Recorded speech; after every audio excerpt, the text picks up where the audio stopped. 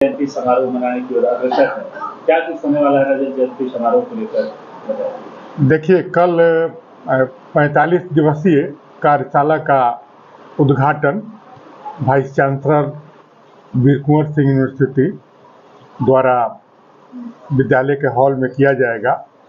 और विद्यालय का 25 साल कोरोना काल में ही पूरा हो गया था, लेकिन उस समय की स्थिति कोई समारोह करने लायक नहीं थी।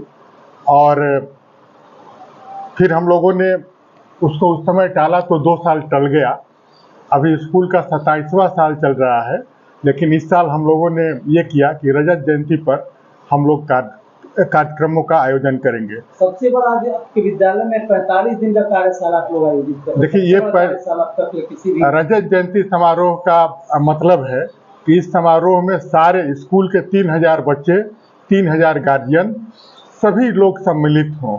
और इसके लिए हम लोगों ने 45 दिवसीय कार्यशाला, अब उस कार्यशाला में क्या होगा, जैसे हम लोग खेल कूद, साहित्य, संस्कृति, कला एवं शिल्प, जो सारी विधाएं हैं, उन सारी विधाओं का हम लोग एक कार्यशाला चलाएंगे।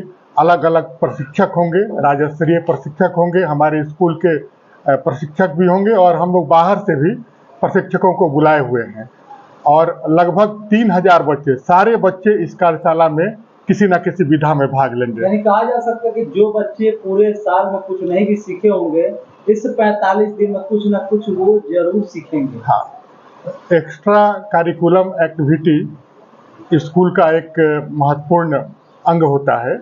और इन 45 दिनों में हम लोग बच्चों को बताएंगे प्रशिक्षकों के माध्यम से कि कविता कैसे लिखा जाता है, कहानी कैसे लिखी जाती है, चित्रकारी क्या होती है, मूर्ति कला क्या होता है।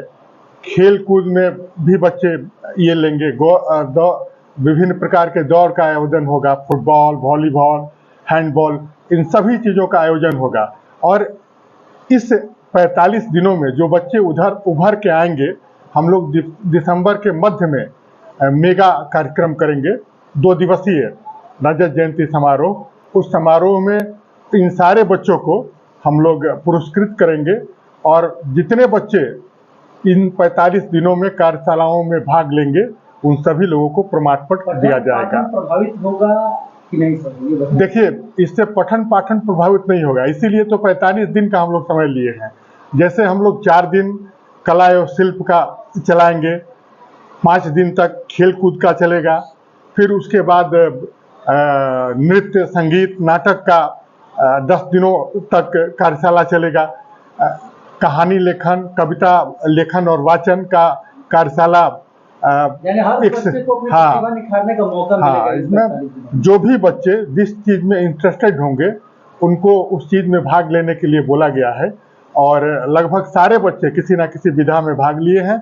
और देखिए, ये भी एक पढ़ाई का अंग है, ये कोई अलग चीज़ नहीं है। मान लीजिए कोई बच्चा निखर के कहानीकार के रूप में आता है, कोई कवि के रूप में आता है, कोई बढ़िया अभिनय करने वाला निकल के सामने आता है, तो ये भी तो पढ़ाई का ही अंग है ना।